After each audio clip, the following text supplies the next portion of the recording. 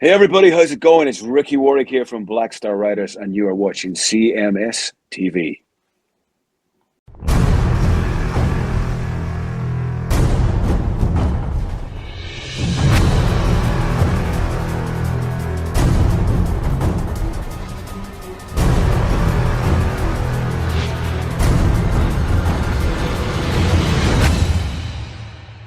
From the latest release from Dokken, Just Like a Rose from Heaven Comes Down. And starting off the show tonight, we heard Pantera with Goddamn Electric, and a guy who actually witnessed that electric in person, my good friend and partner, Chris Aiken. What's going on, Chris? What is up, sir? How we doing?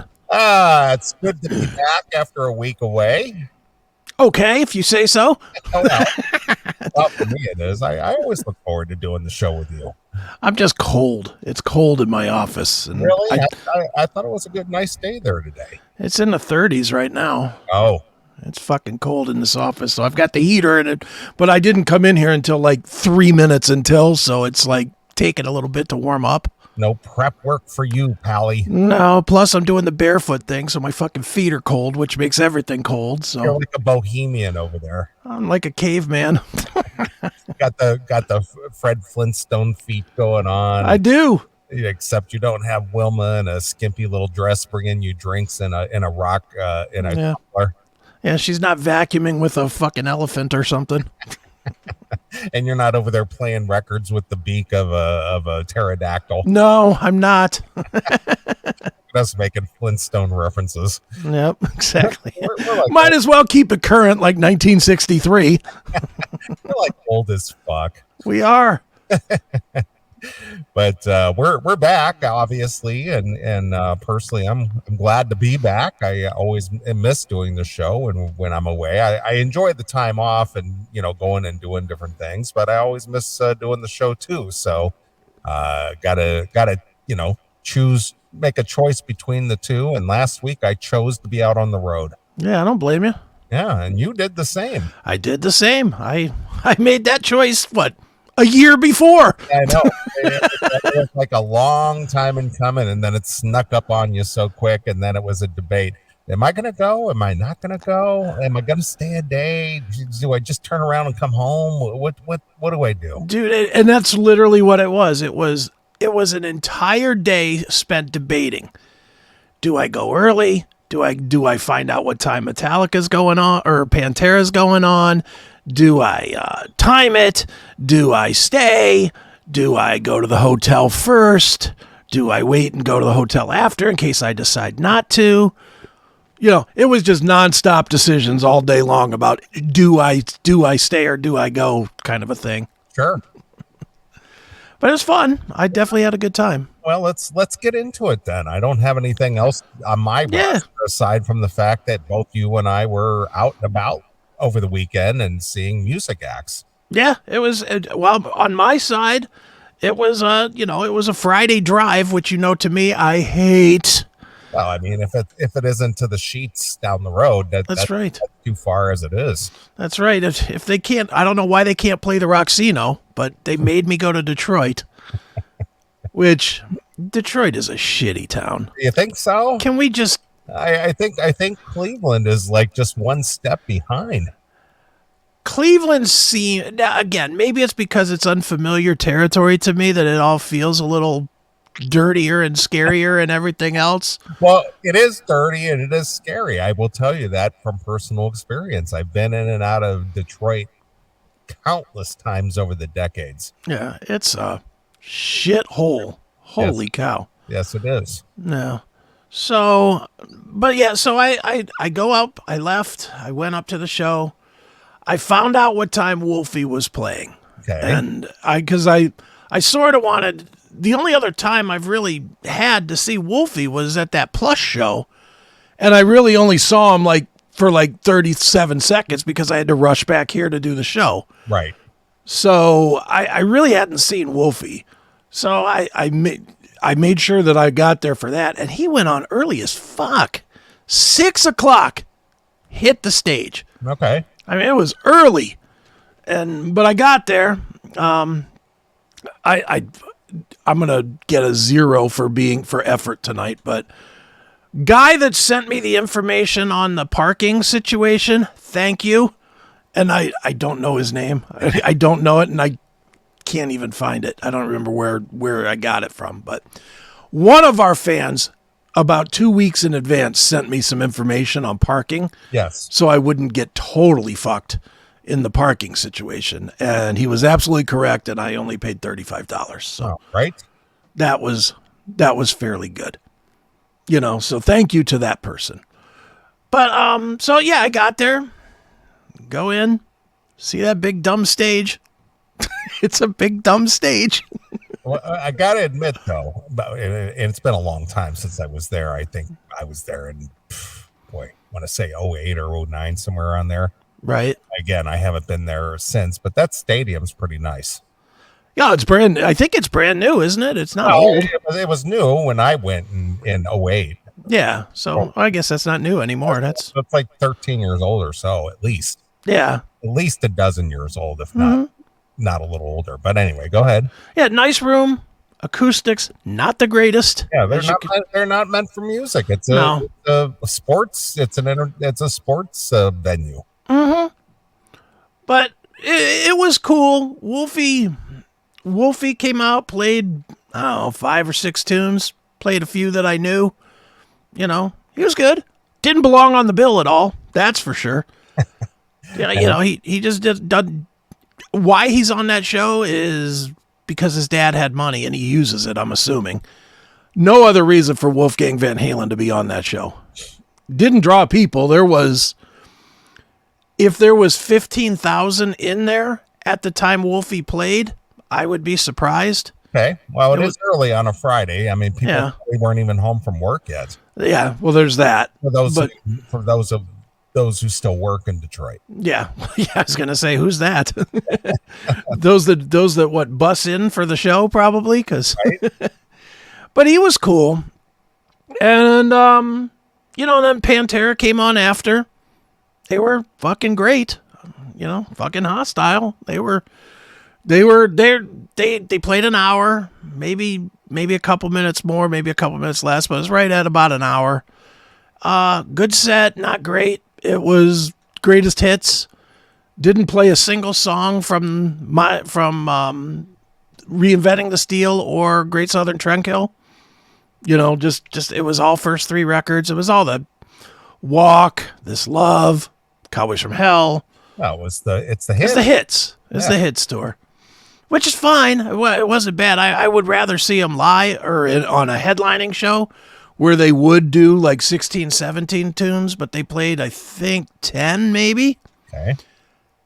So I enjoyed it. I'm going to tell you about the stage, though, before we get into Metallica. Well, I got lots of questions because obviously I was not there, and we had a lot of discussion to the run-up of you going. Mm-hmm. So you had a lot of preconceived notions prior to going. So go ahead with your story. Well, the stage I hated. I'm not going to tell any. I hated it, but I did not hate it as much as I did from watching YouTube videos of it. Okay. It was definitely better in person than it is watching it in a YouTube video, which I guess that's obvious, but it was it was still too big, way too big.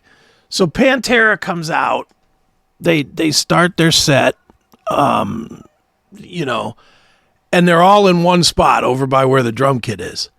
Then they just spread out like they're allergic to each other. It's like Phil goes this way, Zach goes this way, Rex, I wasn't paying attention to anyway, but he went some other way, and they were all over the place. Like they were completely spread out. And this became a theme for both them and Metallica. I swear to God, I spent more time just looking around for members of bands than I did enjoying any of their songs. You were distracted just trying to figure out where everybody is. Yeah, because dude, when you see a show, like, and you see a song that you were at Dokken this weekend. I'm sure they played give me a fast song that they played. Anyone. Tooth and Nail. Tooth and Nail, fine. Mm-hmm. You know when Don stops singing and it goes to the solo, right? Right.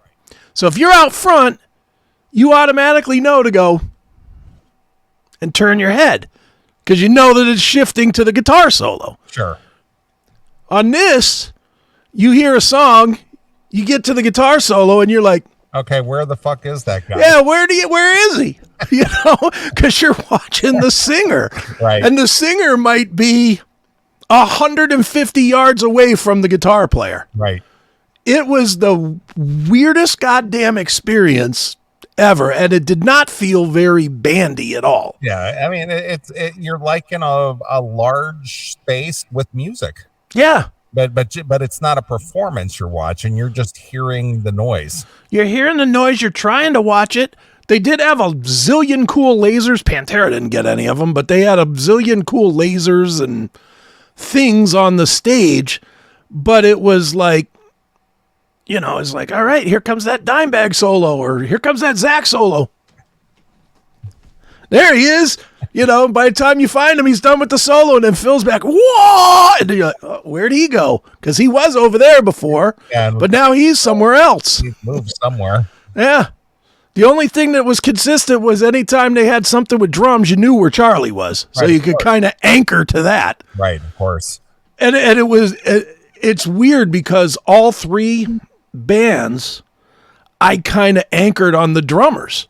I watched a ton of Lars, I watched a ton of Charlie, and I watched whoever the guy is that plays drums for Wolfie, because at least I knew I could turn that direction and see somebody playing music. So it was weird. It was definitely a weird experience for me. Mm-hmm. But Pantera was cool, but Pantera got done fairly early. You know, as you can imagine, they finished at like 8:15, 8:30 somewhere. I wasn't paying that much attention, but it was fairly early.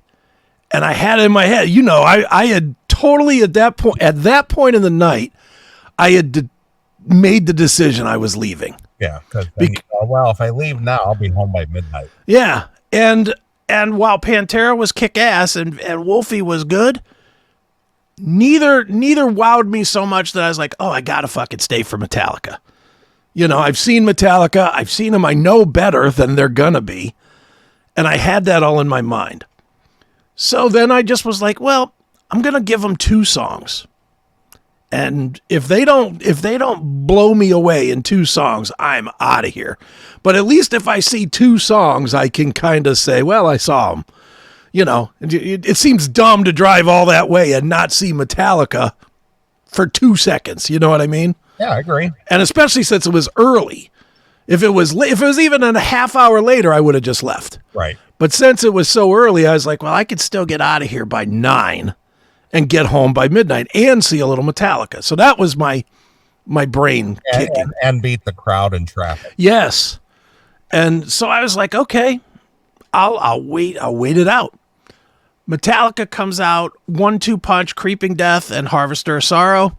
How long was the changeover? Not too long. Maybe 25 minutes, maybe. All right, cool. I mean, it was pretty quick. I mean, I'm assuming they have everything underneath the stage. Well, you would hope everything works like clockwork. Yeah, I mean, it just was like, zoop, zoop. Those drums are gone.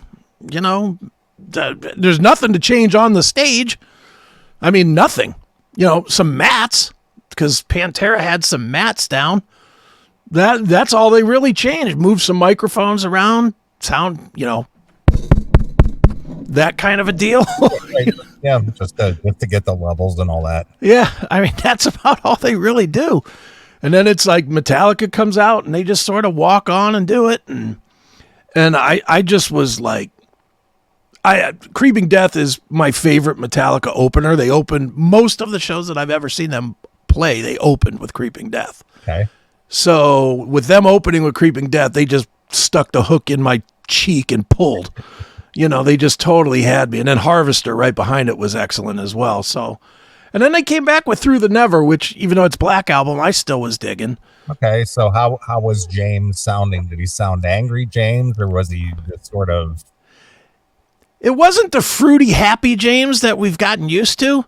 It wasn't full on I hate you, James, but it was. He wasn't barking harvester of sorrow. Yeah, he kind of was. Really? He had a little more grit going than. So he had a little barking going on there. Yeah, and he had some aggression going for the whole night, which was really good. So yeah, he sounded good. I mean, the whole band sounded good. They sound good. You know, I don't care what John Drake and others say about Lars. I know he's not as good as he used to be, but he keeps time. But who is? Yeah, he keeps time.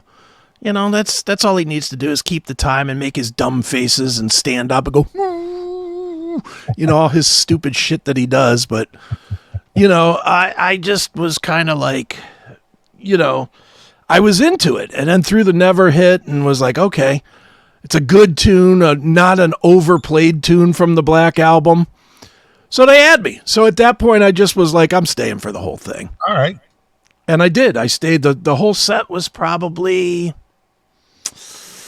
two hours, maybe a little more. More than 2 hours.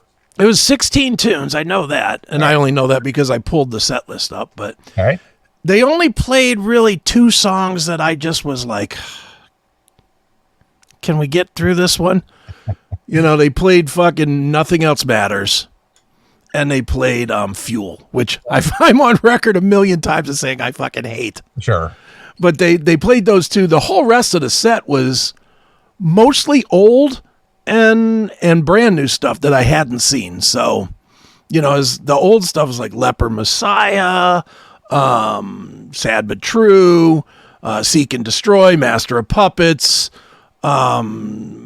The newer stuff they played was stuff I like Hardwired, The Day That Never Comes, which is, you know, to me is like the sequel to One because it starts real slow and then just builds up at the end. They played Shadows Follow, which is a really good one off of 72 Seasons. Played Lux Eterna, which is another fast, straight to the point, old school sounding tune. Right. Fade to Black made it in there. Orion made it in there. I mean, it was a good set. Well, how about the MTV staples, the Enter Sandmans? Not my night. Really? Did not see Enter Sandman. Did not see One.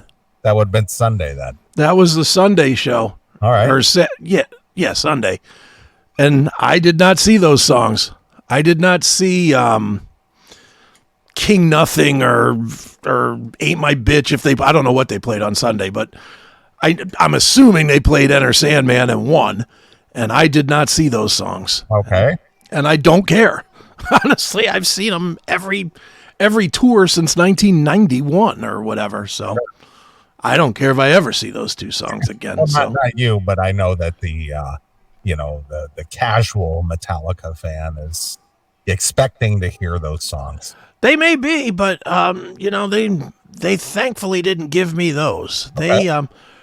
I just pulled up the set list that night, and it's not even close. They played. Yeah, I'm glad I didn't. Now that I'm seeing the set list, I'm really glad I didn't stay for this. So you got the better night. I definitely got the better night. The second night is Whiplash, Whom the Bell Tolls, Ride the Lightning. Those 3 are good.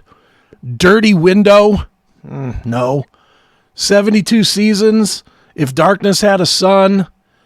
Sanitarium, You Must Burn, Call to Cthulhu, Unforgiven, Wherever I May Roam, Moth into Flame, Fight Fire with Fire, Whiskey in the Jarro, One, and Sandman. No, that's not a good night.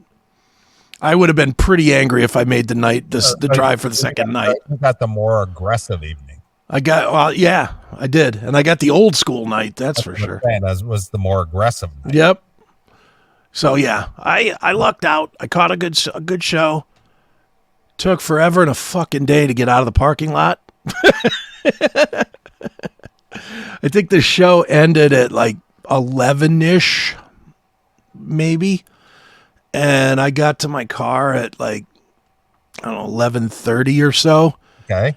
And sat. You know, I just sat there for a while. And I probably got out of the parking lot at 12:30. Okay. All So right. I made it home by it was a little before 4. So how did you keep yourself awake on the road? Well, it's funny you asked that because I know, but dude, I drove a truck for a living, sure, for a lot of years, and I understand long days and driving, especially, in the middle of the night or into the early part of the morning. It's just like, okay, what do you do to stay awake? Yeah.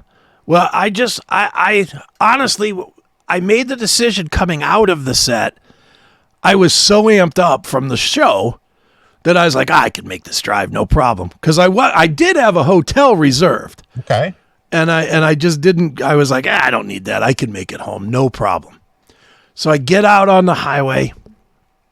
By the time the sitting around for an hour where everything starts to shut down, but I still felt pretty energetic when I finally got out.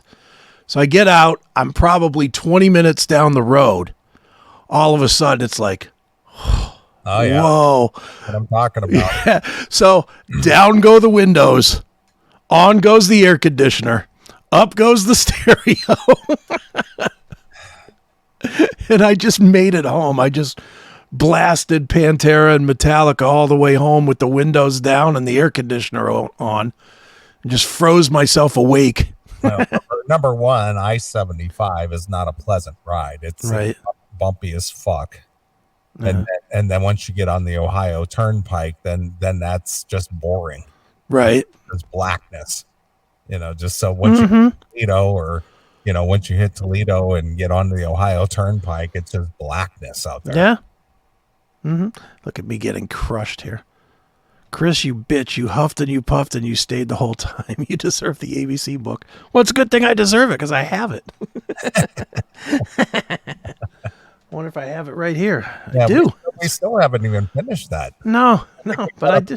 I think we got up to like M or something. Yeah, I have it right here. It's sitting right under this box set. We actually need to finish that book. Yeah, at some point, yeah.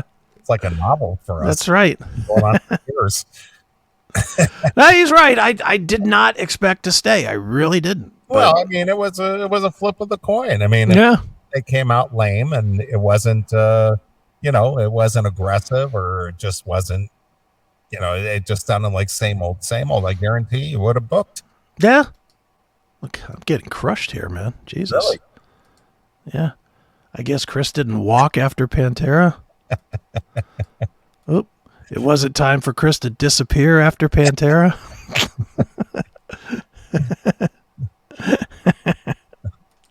All right, so I'm a faggot. Whatever. I can live with that. I can live with some blips on the screen telling me I'm a faggot. I can live with that. Well, that hurts my feelings. Man. Yeah, whatever. You pick on my friend Chris. That actually hurts me. But overall, good time.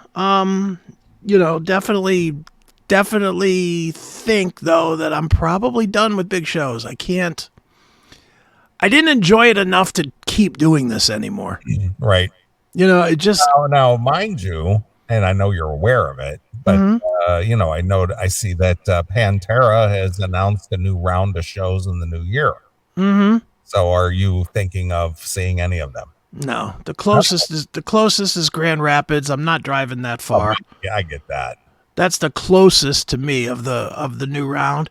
If there was a Cleveland show and it wasn't Blossom, maybe. Okay.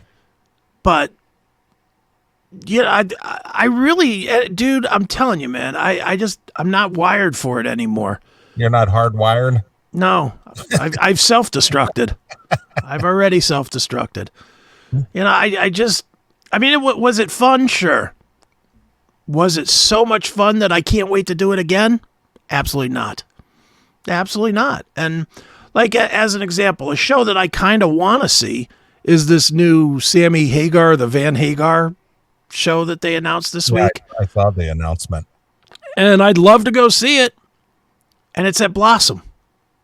Zero chance I'm going. Okay. Don't care. I could probably make a call and get tickets because I know a manager guy that's tied to it. Not gonna bother. I just don't want to go out to this shit anymore. I'll go to small stuff. I'll go to stuff at the Roxino or the Masonic Temple or whatever maybe. But the venue where we saw Michael Francis. Yes. if it's that big or bigger, I'm not going anymore. Okay. Even that felt a little too big for what I want to do these days. Big theater. Yeah, it's too much. All right. It's just, I want to just go. You know what I want to do now? I want to go somewhere that has tables where I can sit at a table, have a drink or 3, and just chill. I get you. Like a comedy club type environment. I gotcha. So, fun time, yes. Will I be looking for more Metallica or Pantera? Probably not. You know, just I think it's out of my system. Well, would you like to take a call? Oh, sure. Hail and kill, caller. You're on the air. Hail and kill, you mighty legends. Hello, Tim. What's going on, Tim? How are you? Awesome. I was just wondering if you had any inside information about whether Pantera and Metallica may come to Australia. I do have inside information on that. You ready? Don't tell anybody. Yep. No.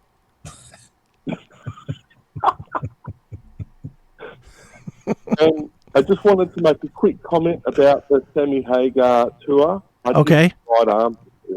I'd give my right arm to see that.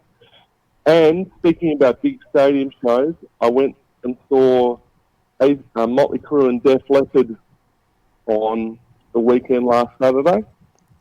How was it? All the haters be damned.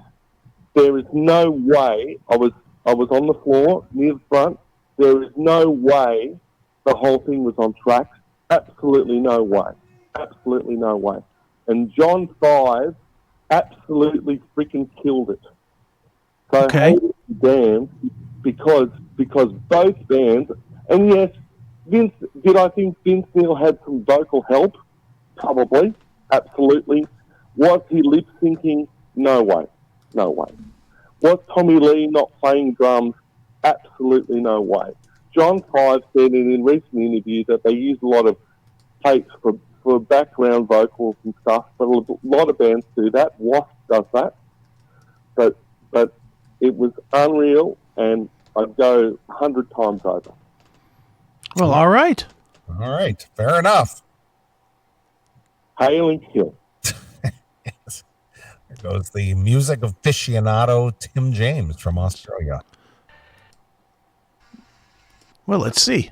Here's the Australian show. Let's see how they sound. Let's see how awesome they are. Let's see how great they are here. It's just awesome. It's unreal. Let's see here. Pop that up there. Here we go. All right.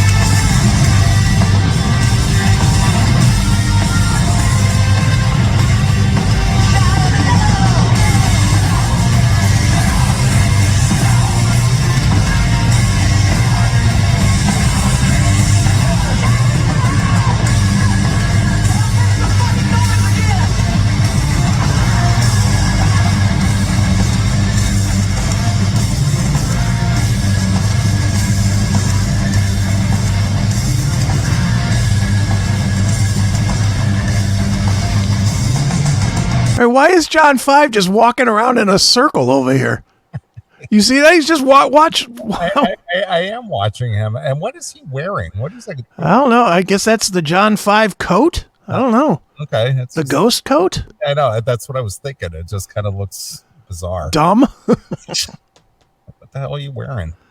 Let's see.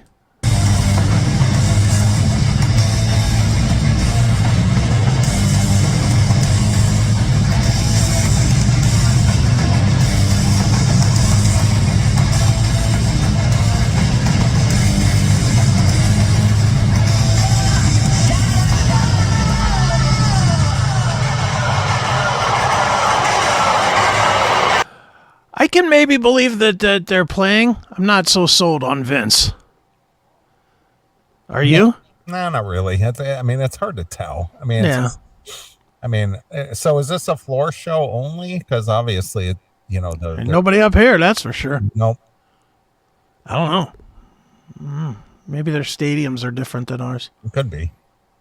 And there might be more. Maybe those are like the seats that they don't sell because of obstructed view or something. Yeah, the view, right. Yeah, let's see if we can find anything else with a different view.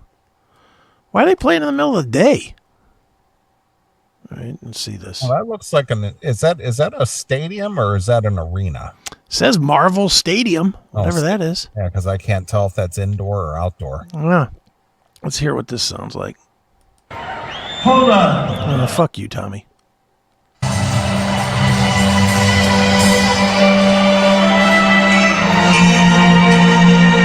Brandon?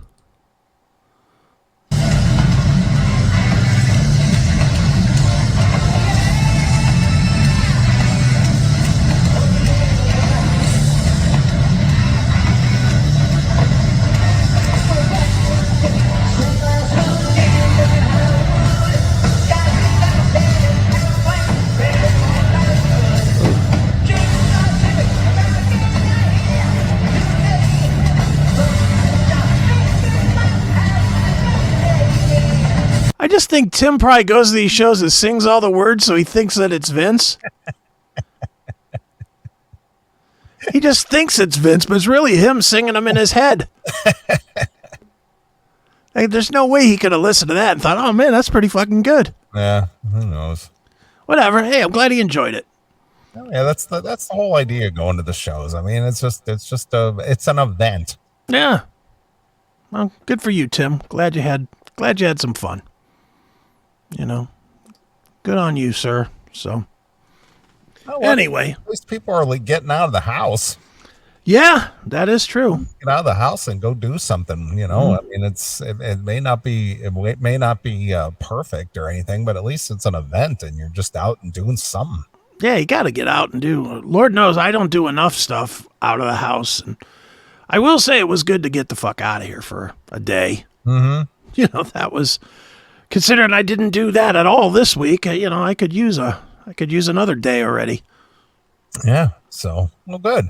So what I was going to ask you about your experience. Yeah. So from a seat standpoint, where were you, you know, in relation to the stage? I mean, were you up like on seats or were you? Yeah, I was in seats. I was. Were you up high or were you medium? Mid. I was in section 319, okay, which they have, you know, like every other place, 135.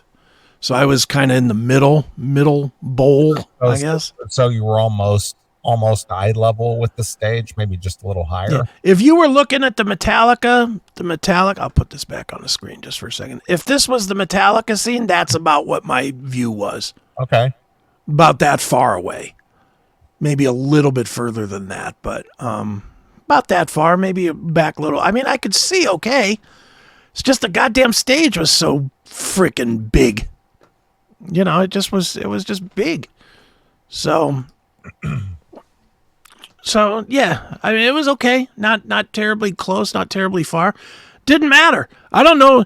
You know, I get what Metallica's trying to do with this thing. They're trying to make it so that everybody has a decent seat, and that's what they did. Yeah. Everybody, no matter how much money you spent, has a decent seat. Mm-hmm. Nobody has a good seat because the stage is so big that if you paid and got in the front row or in the snake pit or any of that, even in the snake pit, unless the best seat in the snake pit is right dead set in the middle of it, because anywhere else you're going to be far away from the guys at some point. Yeah, sure. So there really is not a great seat in the house. It just was, and again, I'm not bitching. It was fine. It just was by far the worst Metallica stage I've ever seen. Because you just don't feel like you're involved. You're just on a peripheral. Yeah. You know. That's kind of how it felt. It was not a whole lot different than watching a movie in like IMAX or something. Right. It was just so big and too big for. I get why they're doing it so that they could pack in the asses, but I wouldn't see it twice. Just a mammoth show. Yes, and not just the wolfy mammoth. That's well, I know that you had a lot of trepidation about going, and now that you've gone and seen it and conquered and come back, now you know that you won't be going anymore. Yeah, now it's done. So now the the temptation next time there's an announcement, you're not going to go. What was that? What? I heard a noise. Like, oh, Not here. oh, that's weird. But yeah, it was just kind of a weird, for you to go and then you go, yeah, I'm not doing that anymore. Yeah, I'm just sort of over it, I think. Okay, fair enough. But it was fun. I definitely had fun. So Now, how was it going on your own? I like that. You That I liked. you like going by yourself, huh? Yep, I most certainly did. Not having anybody to deal with was great. Not having anybody to slow me down, tell me where to go, tell me where to stop, tell me let's get dinner here, let's do that. No. It was really good to leave whenever the fuck I wanted to. Not have to say, okay, we're leaving at 4, so be ready by 3:30 so that you're ready by 5. Sure. Not having to deal with any of that bullshit. I did not mind it at all. I really didn't. So, no crabbing. Yeah. That was probably the best part of the whole thing. Yeah, very good. Yeah, I did not miss having people. That's excellent. Well, as you're aware, I also road tripped You did. several days, and it's always an adventure. I'll bet. So I headed out on Thursday morning. I had to go up into the city, into Chicago, and pick up the lovely Taylor. And we headed out and drove across Indiana and Ohio. We made a stop in Akron there. So while you were heading up toward Detroit, I was heading into Akron. Right. Nice. We passed each other on the highway, probably. Probably. We were on the turnpike, so I probably passed you on the turnpike. Probably did. So I stopped through Akron to go visit with my dad for a couple hours and sat and chatted it up with him. And of course, he's like, "I thought you were a weekend guy. What are you doing here in the middle of the week? What do what brings you in here on a Thursday?" And I said, "Well, I'm just passing through. I'm going out with my friends in Dokken." And he goes, and again, "Are you still hanging out with those guys?" He just doesn't get why do you do the show? Right. Why do you do this thing with these bands? Why, it's always like always a question. Why are you still doing that? Right. It's like, yeah, that's what I do, Yeah. It's my hobby. It is pretty much. That'd be like you every time you see me. You still growing things in the garden, Dad? Still? It's been 50 years. Well, it serves a useful purpose. Yeah. Okay. Well, so does this. It gets you out of fucking the stress of work. Yeah. So we visited for a couple hours there and then drove over to Warren, which is about 45 minutes further east. Right. Checked in. They had a hotel for us right in the. I don't know if you ever been to Warren, but it's it's an old Rust Belt town. Yeah. There isn't really much there to see except some dilapidated businesses, and it's just sort of in disrepair. But right. They're trying to regenerate the little downtown area because we were right in the middle of the downtown square of Warren. Sure. At a hotel, and it was in an older building, and the hotel was nice and everything, but it was just an older building, so it kind of had a creepier vibe to it. Right. And it was such a creepy vibe that there was some film crew there actually filming a movie there. Right. Because of the hotel aesthetics, because it was kind of a old creepy oldie style hotel. It was clean and everything, but it was just old, Right. So we checked in. And by this time it was like 7:00, and we hadn't eaten dinner or anything all day. And fortunately, there was a couple of those. And one thing I have gone to appreciate over the last, say, 10 years or so, I go to cities or towns that I haven't been in before. I like to go to the locally owned, businesses, and restaurants. I like to restaurant. Oh yeah. Instead of going to the Chili's or to Yeah, get a feel for the town. Exactly. Right. And fortunately, right next to the hotel was this nice little, I guess you want to call it a bistro type place. Right. It was like an Italian place, and they serve mostly Italian dishes, and then they serve, if you wanted a steak or something, they serve steaks and things. And CMS Mikey made the trip up to sit and have dinner with us. Okay. So I let Mikey know we had just got to the hotel, and he made the trip over and met us at the restaurant. And I had texted Dawn. I said, "Hey, have you eaten dinner yet? If not, you want to go to dinner with us?" And I didn't hear from him right away. So Mikey showed up. He got to the dinner table, and we just sat there and ordered and had some cocktails and just catching up and stuff. And then I get a text from Don. He goes, "Where are you?" I said, we're 2 doors over from the hotel. If you want to come over. 10 minutes later, here comes Don. Nice. So we're sitting there, and all these people, the people that were in this restaurant, were getting the, yeah. Hey, look at that guy. yeah, who are those people? And so, of course, the waitress, she comes over and she goes, "You guys aren't from around here, are you?" It's like, no, what was your first clue? Should have lied. She said, yeah. Live over on Main Street. Yeah, exactly. But we sat there basically. The place closed up at 11. Okay. But Don was on a roll telling stories. Nice. I mean, I know people can't, unless you know Don personally, which you do and I do. That guy could tell stories for days. Oh yeah. And he can make you laugh. He tells you the funniest fucking stories because he's just no filter. Right. You know, and we were sitting there, and it got to be like 12:30, and they left the place open just for us. And we were just like, "Oh, what time you guys close?" "Well, we closed at 11, but it's okay. You guys are cool. You can stay." Nice. And it's like, yeah, let's not hold these people up. Let's get the hell out of here. Go back. Right. So Friday morning, since I was over in the Sharon, Pennsylvania area, I thought, well, here's an opportunity to go over to the original Quaker Steak and Lube. Okay. I hadn't been over there in 20 years at least. Right. How'd you know that it was in Warren? How did I know what was in Warren? The original Quaker Steak and Lube. It's actually in Sharon, Pennsylvania. Oh, okay. But it's like a 20-minute drive. Okay. It's like 20 minutes away. Okay. But I lived there as a kid. Oh, so you remember when it opened or whatever? So when it was, when they were building the original back in 74, I was like 10 years old, So, and it's still there. And they franchised out now, 40 years later, 50 years later. Sure. So I said, "Hey, Taylor, you want to go, to the original Quaker Steak and Lube? Let's go have lunch." Right. So we made the trip over to Sharon. I literally, like I said, I have not been there in 20 years at least.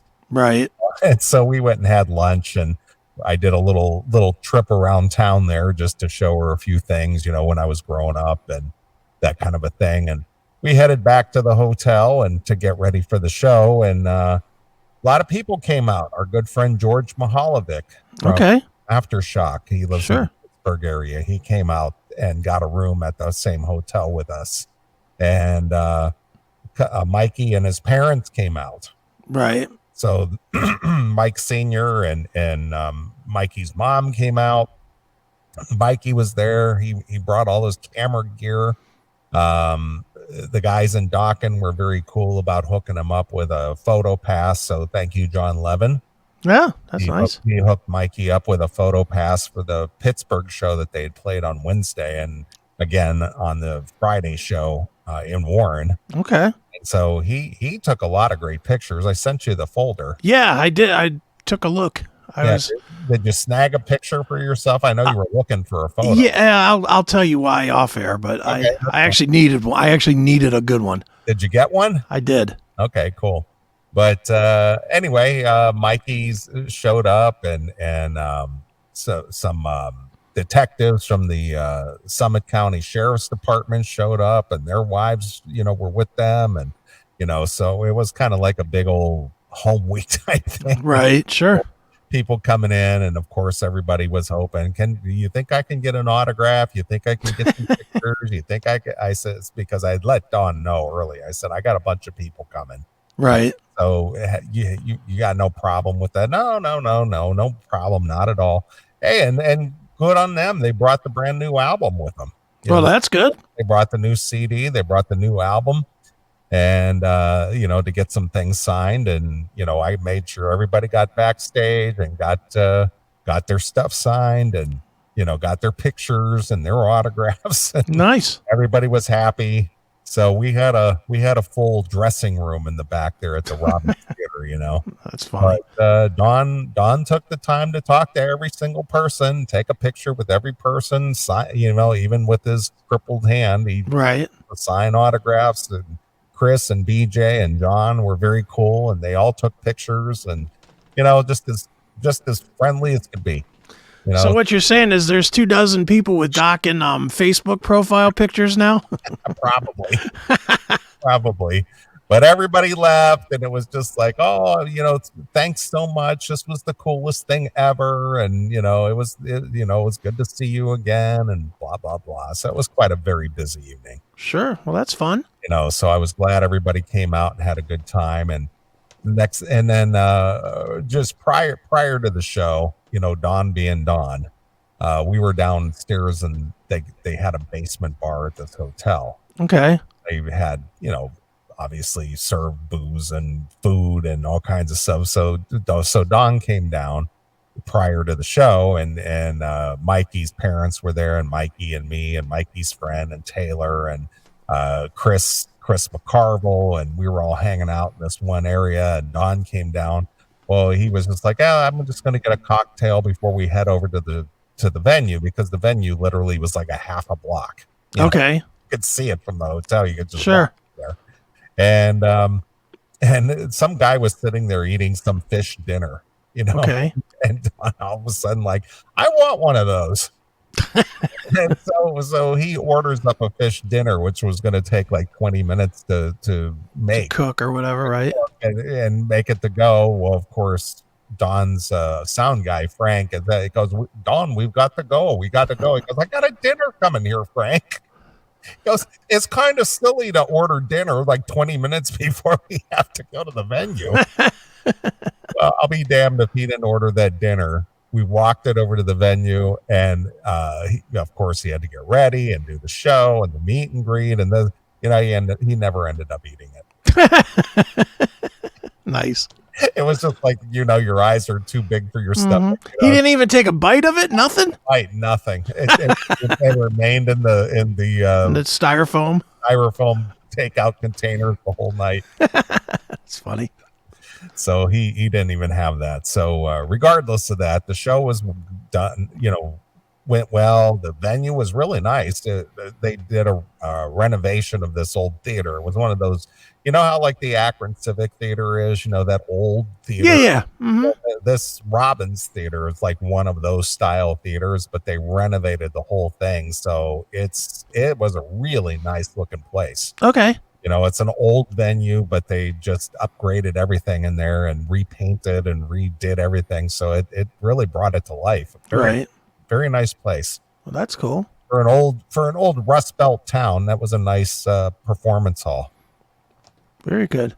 So next morning, Saturday, all the guys left early because they just knew Don was just going to ride with me. So everybody, got in the SUV, because the next night was Saturday night was in Fort Wayne. Right. That was like a 4-hour drive from Warren. Okay. And so I was tasked with driving Don to Fort Wayne. Right. So Pierre's? Yep. Pierre's. Yep. And so George Mahalovic hung out, and we met up for coffee and, shooting the shit. And then, we were just waiting for Don to come down and waiting for, let me back up here a little bit. Okay. The night before, there was these two women. Okay. I'd seen them before. I'd seen them at numerous shows. Well, they're from New York. Okay. And they come to a lot of Dokken shows, and they always hold up these signs. We love Don, blah, blah, blah. Approximate age? 50. Okay. And in fact, the one girl, she was celebrating her 50th birthday. Okay. My birthday, blah, blah, blah. So anyway, I was there. She corners me. Hey, you're Don's handler, aren't you? I said, well, I'm not his handler. I'm his friend. Well, I see you at all the shows. You're the guy that keeps us away from him. Yeah. Yeah. And I said, well, I've seen you. Well, we saw you at Jim Thorpe, and we saw you at, we saw you in Maryland, and we saw you at this, and we saw you at, I said, well, I travel with Don quite a bit. Well, I know, but every time we're around, you keep us away from him. Yeah. And I said, yeah, for good reason. Yeah. Look at you. With your dumb sign at 50. A couple of kooks. Yeah. So they go, well, let me ask you some questions. How, they Oh, stop it. Enough, so they were nice enough, but they were just kind of annoying fans. You know what I mean? Right. But Don knew them. He knew who they were. He's run across them numerous times over the years, so they were just like, well, it's my birthday, and it would just mean so much if I could say hello and this, that, and the other. I said, well, you know what? The best time to catch him is coming back from the venue. Yeah. I said, we got to come back to the venue, from the venue, got to come right through the lobby here. So that's probably the best time. Should have told him to roll that sign up like a cone and then yell, hello. So that's exactly what happened. We got back from the venue, and there they were, just waiting, of course, waiting. So hardcore fans coming from New York City, that she had the accent, the whole thing, Right. But anyway, so Saturday morning, me and George and Taylor were waiting for Don to come down, and George and I were kind of hanging out and chit chatting and whatever. And so Don came down, and we went to get some coffee, and he goes, "Dude, I can't hardly talk." Oh boy. I said, well, you did a lot of talking last night. I know, I should have talked to so many people. I was just like, So before we left, George was like, you think I can, get some couple pictures and, autograph and stuff with Don and at least talk to him for a minute? I said, George, come on over. He may not talk back, but you could talk to him. Right. So we said our goodbyes, got in the car, headed toward Fort Wayne, and I basically said, okay, no talking on this trip, none at all. So basically we rode for 4 hours in silence. Jesus. You haven't done that since you did the trip back from Pennsylvania. Absolutely right. You're absolutely right. Total silence. Not a word. Did you at least have music on or something? Oh, I did. I had it on real low. Okay. Because Dawn was sleeping in the front seat, and Taylor was in the back, and she was taking a little nap, and I'm doing all the driving, of course. And and no biggie. It was fine. I would just turned on the music just real low and didn't talk and let him rest. And so the drive went pretty quick. It was a nice day. And so we get over to the hotel in Fort Wayne, get checked in, everything, and Don goes, okay, I think it's nappy time. And I said, okay, well, we'll see you in a few hours. It was only 4 o'clock, 3:30, 4 o'clock in the afternoon. Right. And so we got to the room, get all checked in. Taylor's like, man, I'm starting to get hangry. Let's go get something to eat. And I'm just like, what do you got in mind? And right across the street basically was this restaurant called Cork and Cleaver. Okay. Kind of like a steak restaurant. Yeah. Okay. And so we leave the room and we walk out of the hotel, and we're going to walk across the street, and there's Don standing outside in the middle of the street smoking a cigarette. Jesus. So we walked out there, and I go, what are you doing out here? I thought you were going to bed. He goes, dude, after a 4-hour ride in the car, he says, my ass is asleep. I'm trying to get some feeling back in my head. He says, I feel like I'm on pins and needles. Nice. I was just like, okay. And so we're standing out there, and it was a nice day, warm, sunny, it was a pretty decent afternoon. And he goes, what are you guys doing? I said, well, we're going to go across the street here to this Cork and Cleaver over here and go get some dinner. And he's like, well, I wouldn't mind a cocktail before I take a nap. He says, I'm just going to go with you. Okay. All right. So we just walked across the street and got a table, and we're sitting there and looking at the menu and stuff. And on the menu for the appetizer, they had beef Wellingtons. Okay. Wow. And Don is like, beef Wellington. He says, man, I haven't had that in years. He said, there used to be a place in San Diego. Me and Tom Zutot used to drive down there just to have the beef Wellington. Okay. And I said, well, let's get some. He goes, well, I don't want to eat too much during the show. I said, well, it's just an appetizer. It's probably just a little taste. Yeah. I said, let's get some. So we got this little board with these little beef Wellingtons. They were only about, just about that big, just little beef with a little, a pastry around it. Mm-hmm. And Don, had one, and he goes, this is actually goddamn good. So there were 4 of them, and I took one, Taylor took one. I said, well, eat the second one. I said, that's all you're going to eat tonight, eat that. Yeah. So we ate both of those, and we were just sitting there shooting the shit. And by this time, miraculously, his voice had come back. Right. No, he wasn't all gravelly anymore. And we were sitting there, and then Frank calls, and he's like, where are you? And he goes, well, we're across the street at the Cork and Cleaver. You should come over here. They got this great beef Wellington. So Frank comes over, and he sits at the table, and we're just sitting there, and Taylor had ordered some lobster bisque. Okay. And Don was sitting there, and he was having some of the pumpernickel bread that they brought out, and they brought the soup out, and he looks over at Taylor's soup. He goes, something about that doesn't look right. He goes, she goes, really? What do you think is wrong? And so he takes a piece of bread. He says, you better let me test that for you. Nice. He dunks his bread in there. He goes, I think it's okay. I think it's okay for you to eat. That's funny. So then I had ordered a prime rib, and I got the prime rib, and he looks and goes, boy, that looks awful rare. And I said, yeah, it's medium rare. And he says, I'm not sure if that's cooked right. Let me Jesus. let me check that for you.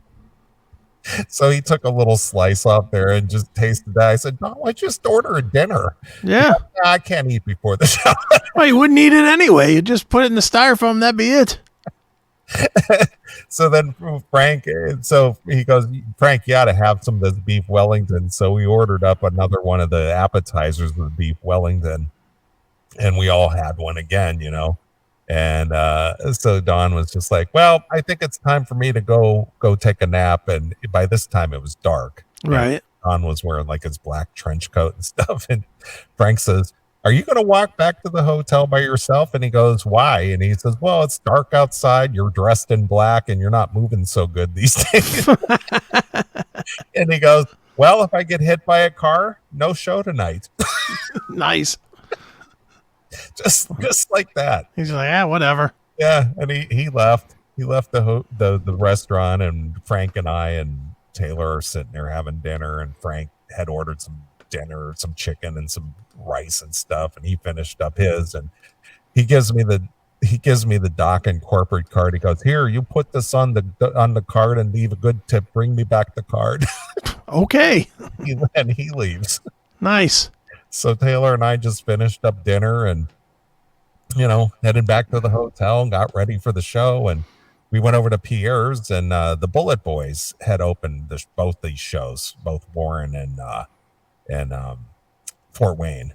And Mark tore in again, friendly as fuck. Right. That guy couldn't be more friendly than anybody I've ever met. Sure. He just is just amped all the time, and he's just happy and friendly and good to see you. And just puts his arm around you and it's so good to see you again. I said, yeah, Mark, I saw you last night. I know, bro, but it's so good that you're here again tonight. One of those kind of guys. Right. It's just kind of funny.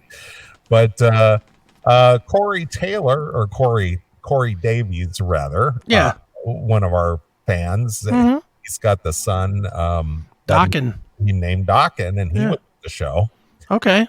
And he came up for that from Arkansas, and he was out in the audience, and I brought him back after the show, and the Fort Wayne show went really well. That's cool. there was this good crowd, and it seemed like the guys were having a good time with it. And so once again, kind of old home week, people stopping up and saying hello. Ron Keel, I think, has a daughter. Okay. Wasn't aware, but she came out, and she brought a friend of hers to meet Dawn, and I guess Ron had texted Dawn and said his daughter was with a friend, and so she came out, and I met with her and her friend, and Dawn was kind enough to take pictures and stuff with them, and it was just a very very laid back situation. But it was just fun. The shows went well. Chris and DJ and John all having a good time, And so the next morning, Sunday, time to head out. So I assumed everybody was going to the airport together because they had this big SUV. Right. And, I had talked to Don the night before, and he's just like, it's always good to have you out with me, and I'll see you, maybe I'll have you come out before the end of the year or something like that. And I said, I'll see you in the morning. So I'll see you guys off. So I get a text at like 9:30. Hey, bro, can you take me to the airport?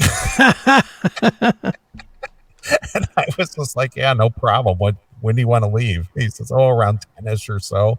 Well, everybody had already booked out. They all left. It left on, it's just like, well, you're the caretaker. What time was the flight? Weren't they all going to the same place? Well, they were, but I guess because they had the guitars and the equipment with them, they had to return the rental car and all this. Okay, they left early, Yeah, no problem. The airport was like 20 minutes away, and so I said, okay. I said, we'll meet you in the lobby. So Taylor and I are in the lobby. It's like 10 minutes after 10. And then my phone rings and it's Don. And I go, what's up? He goes, dude, I am so sick. I said, what's the matter with you? He goes, I don't know. I went down to that food bar this morning and I had some orange juice and stuff. And I think there was something wrong with it. It didn't taste right. Now I feel sick. Oh boy.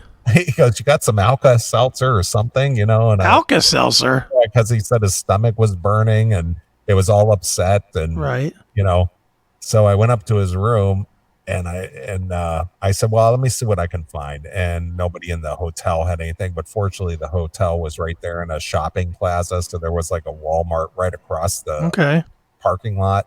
So I went over there and was able to pick up some Alka-Seltzer and bring it up. And I walked up to his room and he's laying on the bed with his head hanging over the bed. What's wrong with you? He says, dude, I drank some of that orange juice or something. My stomach is burning. I feel like I'm going to throw up. He says, I think there was just something wrong with that. He says, I was fine this morning, but then after I had that stuff, now I feel sick. So he took some Alka-Seltzer and we're just sitting there and trying to get his stomach to calm down. And apparently it worked because he was just like, all right. He says, I think I'm okay. I just hope I don't throw up in your car. Yeah, so do you. But we got him situated and dropped him off at the Fort Wayne airport. Okay. And got him off. And then Taylor and I headed back home Sunday. So it was kind of a whirlwind thing. My nephew came out to the show Saturday night. Okay.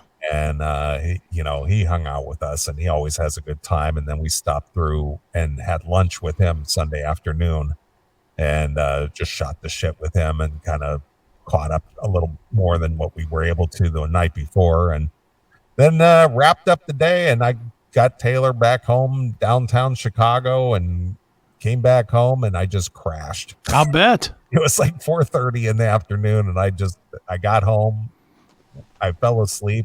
Didn't wake up till 6 o'clock in the morning. Like, oh man, that's a whirlwind weekend. Yeah, okay. Did you have to work Monday or no? Oh yeah, of course. Okay. Of course. Yep. So life on the road. Yeah, no kidding. You can have it. Yeah, it was. It's always fun. It's interesting. There's all kinds of goofy stuff, but it was good to see all the people that came out. Sure.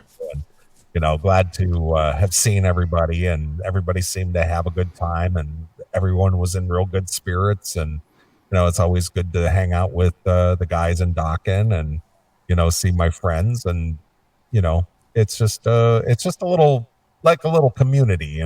Sure. Yeah. Well, that's fun. Yeah. Oh yeah, that's fun. Fun weekend. At least it's not boring. No, it certainly wasn't boring. There was nothing boring about it. It was just fun. Just, again, the Warren show was fun because of all the people who came out. Sure. And visited. And like I said, seeing Mikey and his family, and, seeing George was cool. And, it was a good time. Right. Well, that's cool, man. Yeah. Sounds like a good weekend. It was. I tried not to draw the picture out too long, but that's 4 days. Yeah. Well, it sounds like we both a vacation from the show. Well done. That's why I always look forward to coming back and doing something that's more familiar. Sure. Because you never know what's going to happen. When you're out there on the road, just all kinds of goofy circumstances. Yeah. Well, good times. Yep. So the boys in Dokken wrapping up 2023 tonight at the Whiskey tonight. Okay. So that's it for the live shows for 2023. Yeah, everybody's starting to wind down now. Yep. It's over because they played Las Vegas last night and they're playing at the Whiskey in West Hollywood tonight, and that's it for the year. Yeah. I think Eric said too they only have a few more. Yeah. I guess there's only a few more weekends left in the year, really. Oh, we're a month away from the new year. Oh, it's crazy, isn't it? Jesus. Yeah. Seems like we just did a show where we said, hey, it's the beginning of the month. Well, I've got plenty of downtime between now and the end of the year, so I'm going to start working on some of the things you and I've been talking about, because now I can kind of get a focus. Okay. Because I didn't burn up as much vacation time as I had coming to me, so I'm getting it all in before the end of the year. So I got a couple of stretches there where I got 5 and 6 days off in a row. All right, so just take some time and pen to paper, so to speak. Yeah. So try to focus and not be so consumed with other things, and try to get something done. I hear you. Yeah. So anyway, that's it. That's life on the road. It's 4 days and 700 miles later. Nice. Yeah, countdown to my birthday too. That's right. Yeah, I already got that planned out. My good friend Sal has invited me out for Christmas dinner. So I am getting and believe it or not, Chris, because it is my big 60th birthday. Well, yes. I hate to say that, but because my good friend Sal has been so gracious as to invite me out to dinner for Christmas birthday downtown, I am getting a luxury suite for Christmas Eve and Christmas Day. Downtown Chicago? At the Pendry. Yes. Wow. I'm going to stay at the Pendry for 2 nights in a luxury suite. Will you be taking your luxury guns to protect you? Unfortunately, I can't take my guns downtown. No, I figure if I'm in the hotel or whatever, it'll be fine. Right. It should be. But I'm going to spend Christmas Eve and Christmas Day in a suite downtown and have dinner with the lovely Taylor and Sal. Fun. And who knows what else. Yeah, I'm sure you find something. Oh, I'm sure. There's always something to do. Hell yeah. So anyway, that's how I'm going to spend my Christmas this year, or my birthday. Fun. Well, you're thinking way further in advance than me. Believe me, I have to think in advance, because if you don't make plans in ahead, by the time that time gets, it's just like, well, there's no room. There's no room at the inn, sir. Yeah. You have to sleep in the stable. That's true. Yeah, I don't even know for sure what I'm doing for Thanksgiving. That's Thursday. I don't either. I'm off Wednesday through Monday. Right. Yeah, so I got a few days there to hang out too. So very good. We'll see. All right. Well, we kind of dragged this out long enough. That's good. That's no problem. Because we are back. We are the road dogs. We are. We're back. Yeah.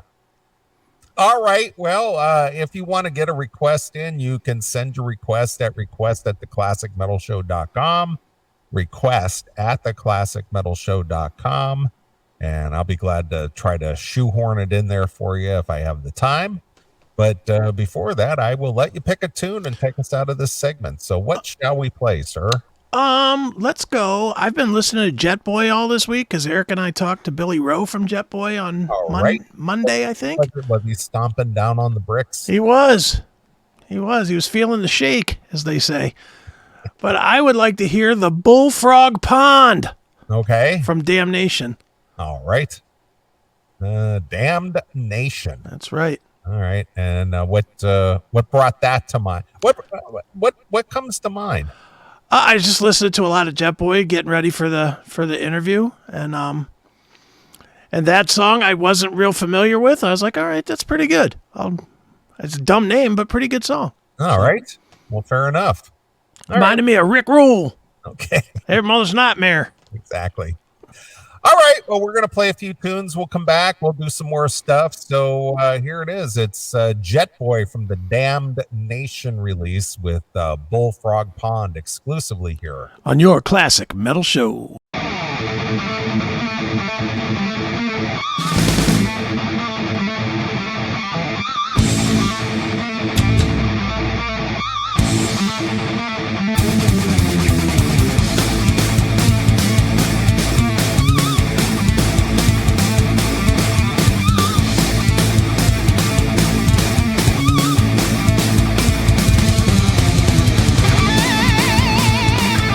Hey everybody, it's Chris Aiken from all the shows and wanted to share with you one of my other passions other than music. That, of course, being coffee. Anybody that's listened to me knows that I love coffee. And I have found another great brand, ladies and gentlemen, that you guys need to check out. Simply named, no gimmicks to it at all. It's just Coffee Brand Coffee. It's fantastic coffee, and I am not kidding you. They have everything that you would possibly want. Their coffee is excellent. I like the Roaster's Choice, but they have the pumpkin spice and all that other stuff, all the flavored stuff that you might like. They've got K-Cups for you. They've got cold brews. They offer tea. They've got cocoa. They literally have everything that you would want. So if you're looking for a great coffee, if you don't want to just settle for the crap that they sell you at the grocery store, this is another fine alternative. Coffee Brand Coffee. Just go to www.bit.ly/CMS Coffee. One more time, bit.ly/CMS Coffee, and use the coupon code CMSPN to save a little bit of money. And you can get some of the best coffee that is available today. So one more time, it is Coffee Brand Coffee. We love it here at the Classic Metal Show, and you will too. So get some today, folks. Coffee Brand Coffee.